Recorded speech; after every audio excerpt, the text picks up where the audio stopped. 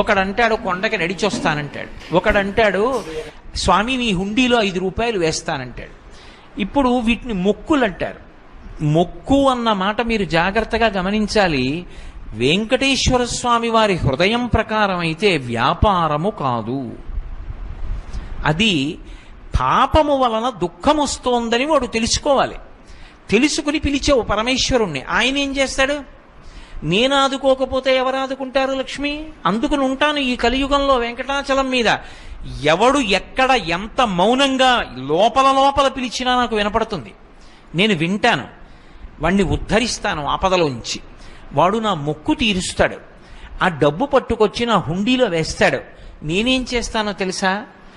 పరమధర్మాత్ముడు నన్ను చూడకుండా ఉండలేక, నాన్నగారిని చూడకుండా ఉండలేక వచ్చినటువంటి కొడుకులా